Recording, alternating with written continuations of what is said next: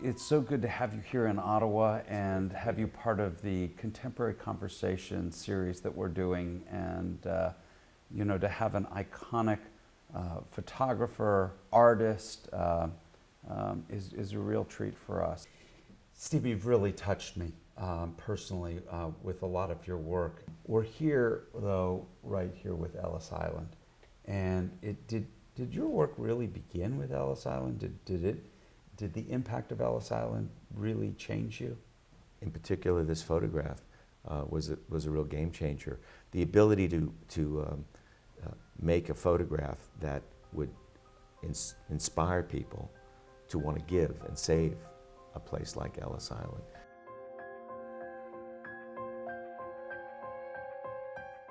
Understanding that there was history in these walls, in these rooms, a very much forgotten history. And so I discovered through Ellis that I could take not just photographs that had beauty, intrinsic beauty, but had a subtext. There was a humanity in many of the rooms I photographed. And that was a very powerful learning lesson because it made me realize that my work could actually force change and create social change.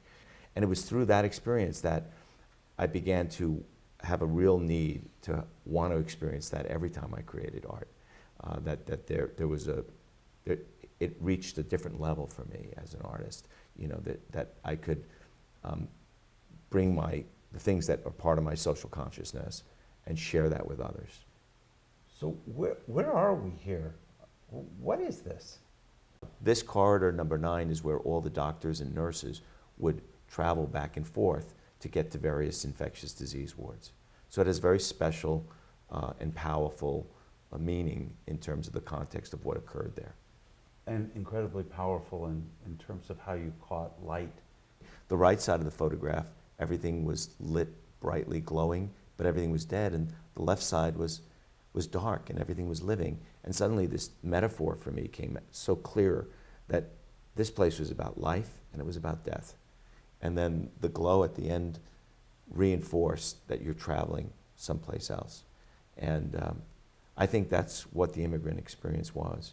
So you affected change. You did this whole series with Ellis Island. You then went on to Katrina and Sandy, and then you did this new series, Day to Night, which is really prominent in your work now. How did you do that? The concept is that as technology evolved, I wasn't interested in just using tools to reproduce the same pictures I made with film. I saw this as an opportunity to push the medium of photography outward.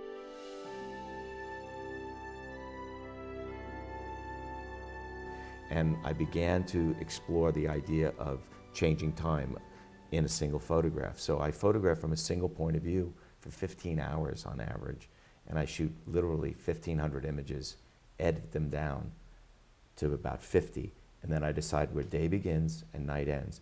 And on that, what I call a time vector, all the best moments of the morning, midday, afternoon, and evening get seamlessly layered together into one single photograph. I'm trying to put a face on time. I'm actually looking at something that we all feel intuitively, but never can get our hands around. That's exciting. Yes. Thanks again for being here. Thank you so much. It's always a pleasure. Great to see you. Thank you.